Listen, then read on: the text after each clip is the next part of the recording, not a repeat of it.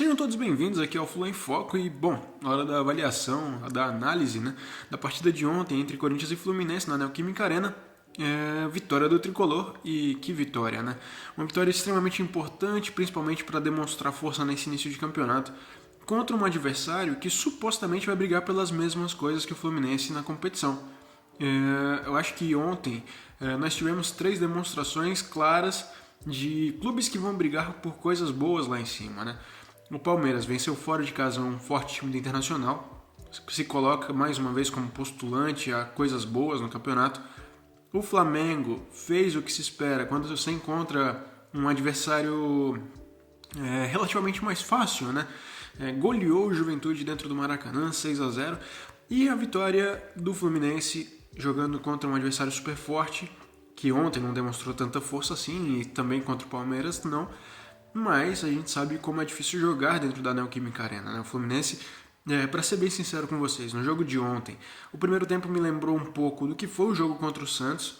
O Fluminense não conseguiu criar tanto, parecia bem cômodo, né? A questão do empate. No primeiro tempo realmente me decepcionou, mas dá para entender, porque de fato é um adversário complicado. Na primeira etapa senti muita falta de um meia de ligação. Não acho que o Lima seja de fato o jogador a ser utilizado quando o Paulo Henrique Ganso não puder jogar. E ontem ele mostrou mais uma vez isso. O Renato até falou sobre a questão dele não estar bem de saúde, né? Tava com febre. Mas de qualquer maneira, mesmo são, mesmo saudável, não é um cara que vai ocupar bem essa posição e ele já demonstrou isso outras vezes, né? Acho que o Lima ele pode ser muito útil quando o Fluminense mudar o esquema, jogar com 3 homens ali no meio campo, talvez com a trinca de volantes, ele ser o terceiro homem dessa trinca, ou o segundo homem, enfim, na vaga do Martinelli, brigando por posição com o Martinelli. Enfim, o Lima tem espaço no time, talvez para compor o elenco.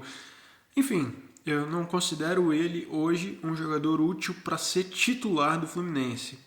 Acho que ele pode ser um 12º jogador ou um 13º, ainda mais agora que nós temos muitas substituições dentro da partida, pode ser que seja muito útil no decorrer da temporada, mas titular não, e principalmente nessa posição muito menos.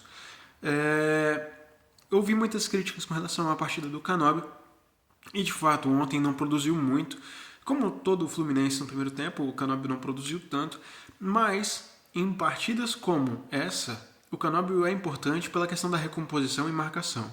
A gente tem que lembrar que nem o próprio Canóbio se considera um atacante, então fica difícil demais avaliar a partida do Canóbio sabendo que a gente fez a contratação de um atacante e ele não se considera assim, né? Eu não sei como eu vou avaliar o Canóbio daqui para frente. Se é na marcação, se é na construção, se é na finalização das jogadas. É bem difícil, sabe? Eu não vou criticar porque está dando certo. O Fluminense está conseguindo vitórias. Mas a partir do momento que a gente começar a cobrar gols dele, eu acho que ele pode começar a sofrer bastante. E não sei se seria até o justo com ele, sabendo que ele não se considera assim. O Arias no primeiro tempo também muito sumido.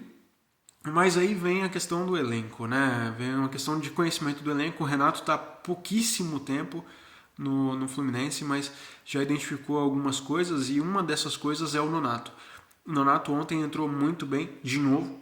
Tá certo que contra o San José era uma equipe muito frágil, então talvez ficasse ali mascarada a atuação, como foi, por exemplo, no Otávio, né? Quando o Otávio estreou com a camisa do Fluminense, a maioria dos torcedores gostou, mas a gente tinha que perceber também que não era um adversário que demandava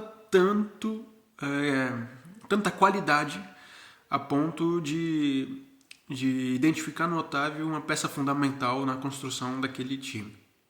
E a mesma coisa se dá agora com o Nonato e...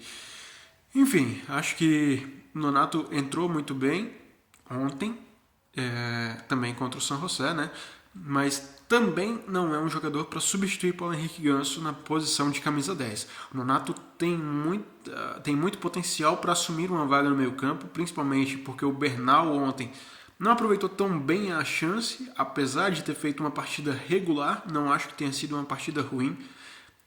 E o Nonato está crescendo. Pode ser que o Nonato na partida do final de semana ganhe a vaga do Lima, pode ser, mas sinceramente eu na posição do Renato colocaria, lógico, além do Paulo Henrique Ganso, na falta do Paulo Henrique Ganso, testaria o Lescano, como a maioria da torcida já vem pedindo, né?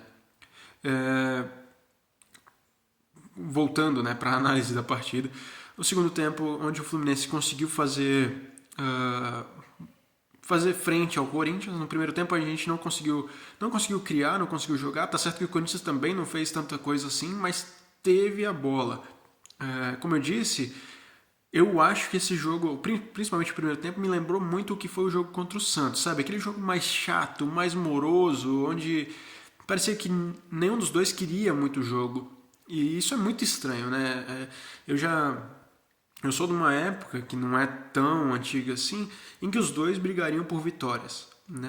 Nos anos de 2000, no início dos anos 2000, 2005 ali, 2013, por exemplo. 2013 foi quando a gente brigou para não cair. 2011, onde Fluminense, Vasco e Corinthians brigaram pelo título brasileiro. Então, assim, é muito estranho saber que a gente jogou contra um Corinthians sem nenhuma fome, né? Até o Memphis Depay, ele fez algumas críticas ao Ramon, que inclusive já não é mais técnico do Corinthians, né? Enquanto eu faço esse vídeo, eu vi aqui a notícia de que o Ramon não é mais técnico do Corinthians.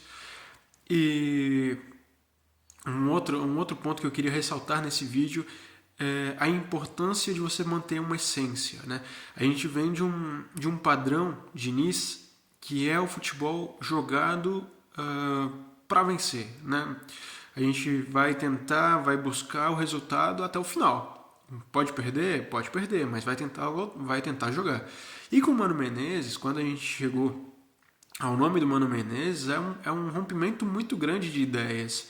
E tá aí um ponto, e minha crítica com relação à gestão do Mário nessa contratação foi exatamente essa. A gente talvez não precisasse romper tanto o que era o futebol apresentado pelo Fluminense para conseguir escapar do rebaixamento. Vide a sequência que o Renato Gaúcho tem conseguido com a camisa do Fluminense. Né? São 4 jogos e 4 vitórias, um futebol propositivo, um futebol que, entre aspas, empolga e dá esperança ao torcedor. E aí vem meu questionamento. Será que realmente precisava ser um treinador como o Mano Menezes para tirar a gente daquela situação? Eu sou muito grato ao Mano Menezes, e gratidão acho que nunca é demais, por ter conseguido tirar o Fluminense dessa situação. Mas, sinceramente, se pudesse...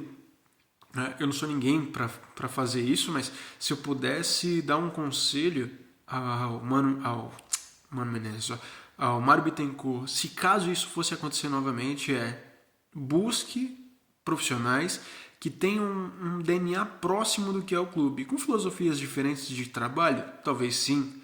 O Renato Gaúcho e o Fernando Diniz trabalham de formas completamente diferentes, mas são dois treinadores que gostam da bola. Então, o meu questionamento é esse: até que ponto vale a gente sair de uma essência que o torcedor se acostumou, que é jogar futebol, para alcançar um bem necessário, que era a permanência na Série A? Né? O Renato Gaúcho tem mostrado isso pra gente, que talvez não fosse necessário mudar tanto para conseguir alcançar esse objetivo. Galera, muito obrigado mesmo por terem acompanhado o vídeo até aqui. Queria saber a opinião de vocês com relação ao jogo de ontem. Já é o segundo técnico que o Fluminense demite na sequência, né? Que a gente conseguiu tirar o Caixinha do Santos e agora também derruba o Ramon Dias do Corinthians. Quem vai ser o próximo? Um bom final de semana para todos. Amanhã, sexta-feira santa, possivelmente não farei vídeo, mas caso bata alguma novidade, já faça um short, ou enfim, não sei. Um bom fim de semana a todos e até o próximo vídeo.